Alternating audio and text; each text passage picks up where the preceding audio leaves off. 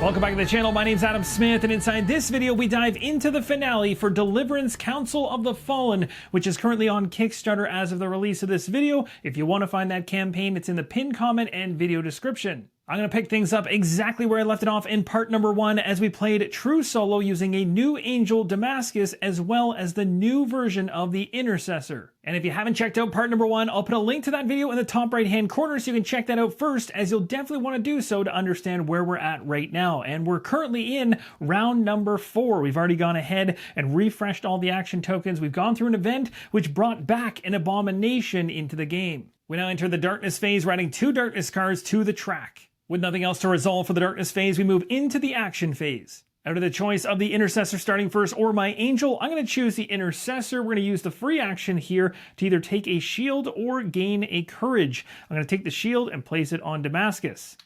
My Intercessor is going to choose to use an action in order to use Brawl off of Damascus. That's going to provide an additional courage and also going to throw 2 damage to an adjacent demon, and there is one right next to me. It is Hound Standee number 1. So I'm doing 2 damage to the Hound, number 1, which has 2 shield tokens, as you'll see up there in the top left-hand corner on their dashboard. So we're going to take those shields away. So no damage getting through on this attack, but a future one is wide open. The Intercessor is going to use a final action here to intercede, so we can move a Saint 1 space. We're going to skip past that. We're going to draw 1 prayer card and then use a pray test. I have my prayer card drawn. We're going to do the test and hope to see a 7+. We got it right on the dot. Now, as most of you likely know from a pray, you can cast down a darkness card, you can remove an affliction, or you can revive a defeated angel. So I could choose to get rid of my blight, but I'm not really concerned about it because we took out the slime ball in the previous part. It doesn't exist on the game board anymore, and there's only 1 blight on the board anyway. So we're never going to get to a spot where we actually have 3 blight on our character, which would be discarded and would provide us with 3 damage. So I'm not really concerned about removing that affliction at this moment. I'd rather manage the darkness, so we'll take a card and discard it. And we've now officially reached our limit of prayer cards we can have on 1 angel, which is 5, and the newest one is Prayers of the Saints. We can play this at any time. It's not an action, so we can even play it on the enemy's turn. Very useful. It says place 1 incense on the battlefield, then remove an affliction from each angel adjacent to it. Let's continue on. I may choose to use that in the very near future once I get around the Hound that's right next to me. I have a plan in mind. Now, next up is the Cruel Archer to activate. The Cruel Archer likes to use black arrows at range 4, but this archer is not close enough to make that happen, so it's going to make a roll here to find out what it's going to do on its dashboard. It got a 3. That's going to end up being a volley, a range 4 move 2. Cruel Archer engages the nearest angel and deals 2 damage. The archer is not in range, but it will move to try to get in range. It's on the move, but counting range, 1, 2, 3, 4, 5, 6, I am outside of what it can potentially do to attack me, so we're safe there. Damascus is up next and really wants to take out that Hound right beside him now that the shields are down on that Hound, so we're going to try and go ahead and make an attack. I also want to heal myself up because I'm actually at 8 health, which is not all that great. Now, I do have this right here, which is pretty cool. This one's called Indomitable Spirit. I haven't actually used this yet. It says I can heal damage based on my wisdom, which is 1, so it's not a lot, from an angel. If Damascus casts down a darkness card this round, you may use this skill once as a free action. So it allows you to do kind of a small heal in the case of Damascus, but it's not bad. So what I want to do is, before I do this, I'd really want to cast this down. To do that, I'd have to use Grapple Darkness, so I probably will go ahead and do that right now. It's a free action, so I don't have to use one to do it, and as you know from the past, 3 damage going to an adjacent demon. 3 damage on the number 1 Hound, which means only 2 more is necessary to take it out.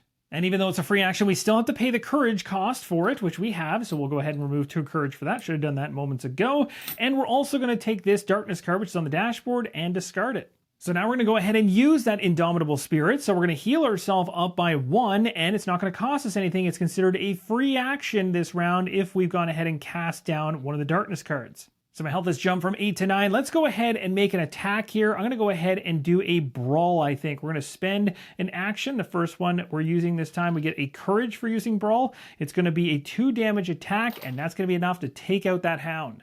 Now, retroactively, I have to make a correction here. When the Intercessor used the skill to allow me to use Brawl, I didn't do the test after doing the 2 damage to the Hound that removed the shield. So let's go ahead and make that test right now, because either I'm going to gain Prudence or I'm going to be dealt 2 damage. So we're doing this retroactively. So we're going to go ahead and roll the dice. We got ourselves a 3. That is definitely a fail. And so we're going to knock ourselves down by 2, which is not good. So 9 down to 7. And because we're doing Brawl yet again right now, in order to inflict damage to take the Hound out completely. We're rolling yet again. So here's hoping we get a 7+. This time around, oh, we're shy by just 1. So the Hound is taken out, which is good, but I took some smacks along the way. Being at 5 HP makes me really think about using these indestructible cards in the very near future. Next, as a free action, I'm going to choose to leap, which allows me to pay a courage to move up to 7 spaces, something I definitely want to do. So strategy-wise, I'm going to have Damascus run as far east as possible to try to get away from the Cruel Archer and the Abomination, because I don't want to spend time having to take that one down again, nor do I want it anywhere near me. I really want to get far away so the Abomination has no chance to get up close to me to do any hits along the way, and I'll try to deal with the Hounds. So Damascus has moved 7. I've also picked up the Blight because I went straight through the space where the Blight was, but it doesn't affect me because I need to have 3 on my dashboard before that turns into 3 damage, so I'm okay for now.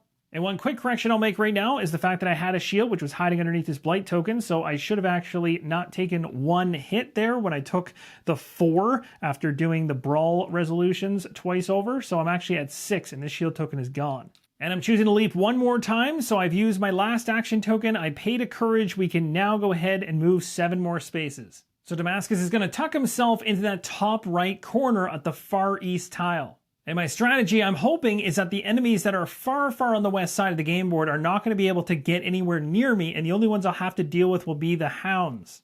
And speaking of the Hounds, they're the ones to activate next, so let's go ahead and flip over their token and find out what they're up to. As we've seen before, the Alpha Leader is going to trigger, which means that the one with the lowest number, which unfortunately is going to be the 3, closest to me, is going to be gaining a shield in power and swift. Now it's time to find out what exactly they're going to be doing to me, and we got ourselves a 1. This one is called Pack Hunt. It says range 1, move 5. The lowest numbered Hound is going to engage the nearest angel and deals 1 damage. Then the other Hounds then engage the damaged angel and each deal 1 damage. So the lowest numbered Hound is going to be the one that just empowered itself. So unfortunately, when it does damage, it's going to do an additional 1, so 2 damage against me.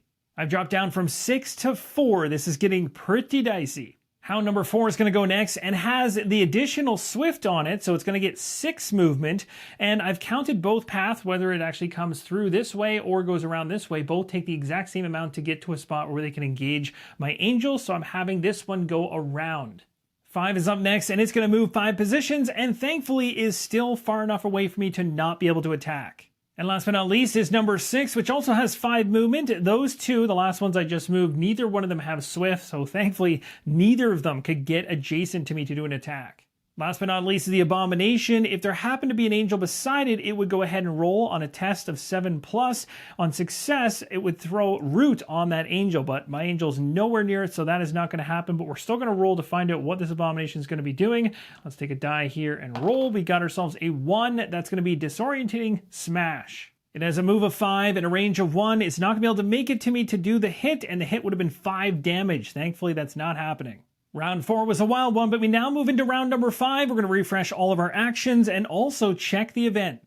The event for round number 5 says, if there are more demons than angels on tile 111B, the portal is threatened. Add a face-down darkness card per angel on the battlefield to the darkness board. So unfortunately, because there is still one enemy, the Cruel Archer, being cruel, sitting on that tile, we are taking 2 darkness cards. And that, my friends, is very unfortunate. Now, I do have a card, which now I retroactively wish I had have used, which is that Heavenly Portal one. I would have had to not spent an action doing something else, though, and would have been at risk of getting hit multiple times. So, again, you have to pick your battles. But the Heavenly Portal one is one I'm eyeing to use later, but it would have been awesome to use it prior on my turn, because you can play on your turn, move a target angel, saint, or demon to a space on the Heavenly Gates. What I was thinking of using this for initially was to send the Abomination or one of the Hounds coming after me all the way back here, but what I should have done if I actually had an additional action to pull off, which, man, I wish I had consistent in prayer going. I wish I had that many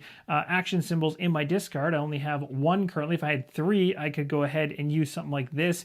This would allow me to take an additional action, which would have opened the doors up for essentially taking the Cruel Archer and sending it to the Heavenly Gates, and that would have made sure there was nobody sitting on this tile, and then the darkness wouldn't have happened. There's so many different angles to this game strategy-wise, which is a lot of fun to try to parse through. Now, the downside of this situation is we have 2 more darkness cards in the track, but now we have to place darkness as part of the darkness phase, and we've got a full track. So when we're supposed to go ahead and draw more darkness cards, but all the slots are taken up, at this point we need to start revealing them. So we need to reveal 2 of them. Here are the 2 darkness cards that are now face up. This one right here is a trigger. It says each angel gains cursed, then may test 7. On success, the angel gains blessed.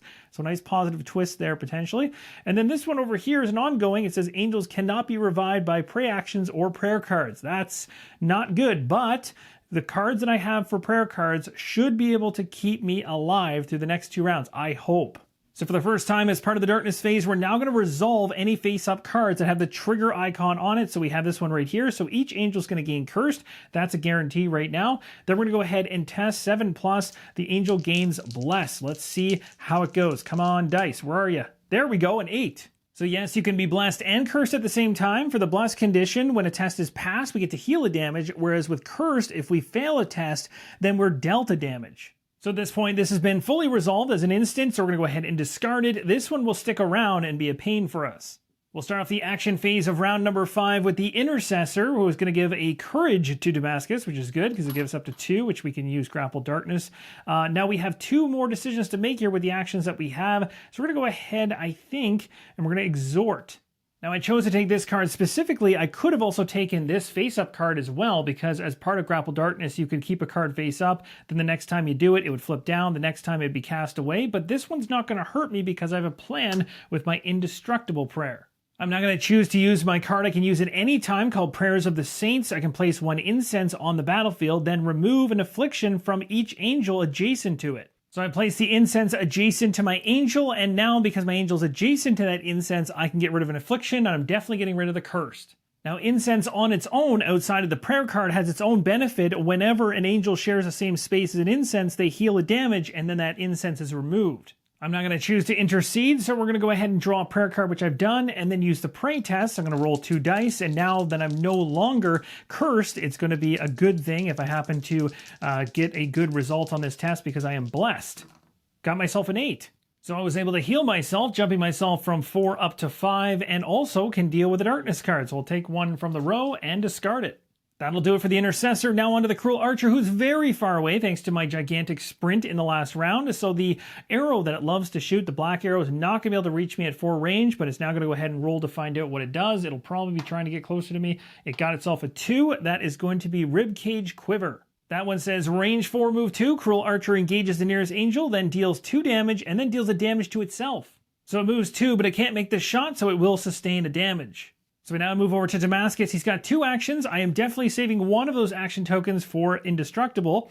And then the other one I'm thinking about using for Heavenly Portal. I'm going to choose to have Heavenly Portal used against the Abomination, which is going to allow me to take the Abomination and move it all the way back to the Heavenly Gates tile. So that's going to cost me 1 action. My second action is going to be to become Indestructible. It's going to be a card that I play on my turn as an action. Target angel may not be reduced below 1 health until the start of their next turn. That angel may not use skills or prayer cards until then. So Damascus is now done. He's set up to hold the fort in the corner, and now the hounds are going to activate. The lowest numbered hound, in this case, still the 3, is going to gain a shield, but all the other tokens it would gain do not stack, so nothing else more for that hound. And we're going to go ahead and roll, find out what they do. It's a 5. That is going to be the Alpha Duelist. The Alpha Duelist means that the lowest numbered hound is going to do an attack against me, and being that it's right next to me, it's certainly going to land that 4 damage. The Alpha Duelist is the lowest numbered hound, which is number 3 right beside me. It's going to throw 4 damage at me, but because it's empowered, it'll be 5 damage, which would normally knock me out. But because I can't be lowered beyond 1, I'm just knocking myself down to 1. So I go from 5 HP to 1. All the other hounds stay put, and we move on to the Abomination, the last to activate for the round. The Abomination, again, going to try to do something to an angel adjacent to it, but there is no angel, so let's just find out where the Abomination is headed. It is a 2. It ends up being another disorientating smash, which means it'll move 5, going around the barrier to get closer to me, but it can't pull off any attack. That prayer card came in super handy. We now transition into round number 6, so all the action tokens are going to be refreshed. This is the final round we need to survive through. We've also gone to the darkness phase now. We've brought in 2 darkness cards, and of course this one's still in play, but has no major effect at this time. I'm going to choose to have Damascus go first this time around, so the other indestructible card has now been taken away as the effects go away the second the next turn comes around for Damascus. And we go into this turn and simply going to go ahead and use an action and use indestructible yet again to stop any damage from happening, which means regardless of whatever happens going forward here for the activation of all the enemies, there's nothing across any of their dashboards that can take me out at this point. So rather than play out the rest of this round, this one is in the bag. We absolutely survived the entirety of the 6 rounds, and as you move into the 7th round, my angel would still be standing. As a tide of demons threaten to swallow your party, a bright beam explodes like radiance from a prism at every entrance, revealing angels armed and ready for battle. The demons scattered, furious and breathing curses even as they fled into the darkness of the caves.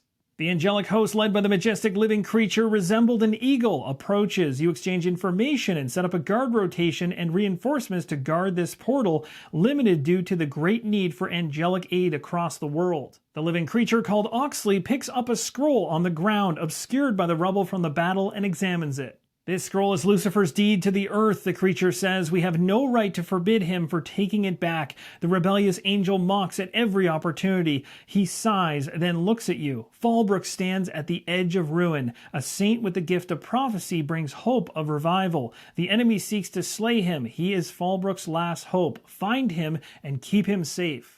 And at the end of a mission, when you're successful, there are rewards. It says to unlock your level 1 talent slot. You get to fill in the XP bubble next to your level 1 talent card on your character sheet. And in future battles, you can now equip any level 1 talent card for your angel in the first talent slot to the right of your angel character card.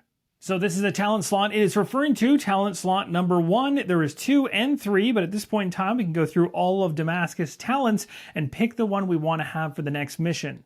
And as Damascus is a brand new angel for Council of the Fallen, I wanted to show you a handful of the talents for this character. Here's a look at the campaign sheets. This one comes from the base game of Deliverance, but essentially this is where you're keeping track of your campaign. You'll see the slots down below for the talents, and that's exactly what I was talking about, marking those in. You'll put your angel name in here. Keep track of your campaign as you progress. And the final thing I want to show you is a glimpse of the next mission of the campaign for Council of the Fallen for those intrigued. It is worth mentioning everything here inside this booklet is prototype form and is subject to change. And that, my friends, wraps up the Kickstarter Preview Series for Deliverance Council of the Fallen from Lowen Games. Inside this series, you saw mission number 1 of the campaign, along with the new Intercessor, which you can use for true solo play. If you're interested in finding more information about this game or backing it, you'll find the link to the campaign currently running in the pinned comment and video description. Thank you guys so much for watching. Let me know in the comments down below if you found this series helpful. And as always, keep on rolling solo.